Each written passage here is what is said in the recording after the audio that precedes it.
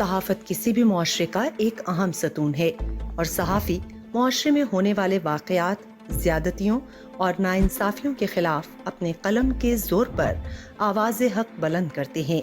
حق بات بولنے والے ان صحافیوں کی دنیا بھر میں حفاظت کی جاتی ہے اور انہیں آزادی رائے کا پورا حق دیا جاتا ہے، لیکن بدقسمتی سے یہاں مقبوضہ جموں کشمیر میں بلکہ پورے بھارت میں صحافیوں کے خلاف جرائم کرنے والوں کی کوئی سرزنش نہیں کی جاتی، جو کہ کسی بھی معاشرے کے لیے ایک انتہائی افسوسناک مقام ہے۔ بلکہ مقبوضہ کشمیر میں تو خود بھارتی حکومت اور فوجی اہلکار صحافت اور صحافیوں پر قدغنے لگا رہے ہیں۔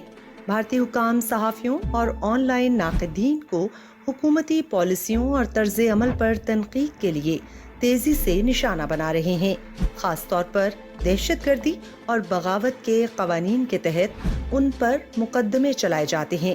کشمیری صحافی اپنی جان کی پرواہ کیے بغیر وہاں کے حالات بتانے کی کوششوں میں لگے رہتے ہیں۔ بھارتی حکومت ہمیشہ کشمیر میں میڈیا کو سختی سے کنٹرول کرنے کی کوشش کرتی ہے۔ جموں کشمیر میں صحافی صحیح معنوں میں تلوار کی دھار پر چل رہے ہیں۔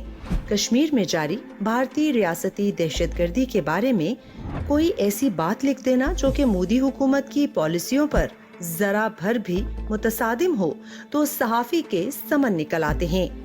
One problem is that they are unable to find home for their story. If they find a home for the story, they suffer the consequences with, all those summons and fears of arrest or criminal cases being lodged against them or their family members being harassed. Every time they do a story, a critical story, there are summons, they are summoned to police stations, treated as if they are criminals, subjected to grueling hours of interrogation. And sometimes abused.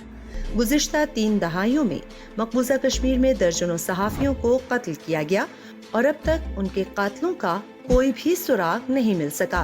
Journalism is always a challenging task, and even more so in Kashmir. In the last 30 years particularly, 19 journalists have been killed. And that just shows how dangerous it is working in Kashmir. This is extremely harassing, and particularly if you're writing critically, those journalists are likely to be targeted more and more. And these kind of actions are becoming more and more stringent and even more arbitrary as time goes by. 3 journalists are presently under detention. Anti-terror laws have been slapped against them, some others have criminal charges against them, and some are arrested under PSA and without bail. Other than that, journalists have been put on no-fly list. So this is just the broad, in short, the gist of what is really happening.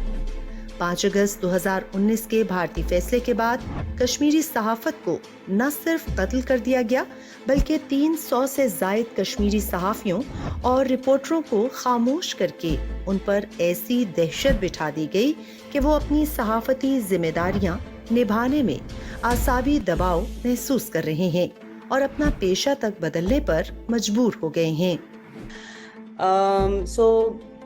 Many of them have lost jobs, or they have quit and opted for different professions. I heard of a senior journalist who was actually, who took up a job as a caterer, a food.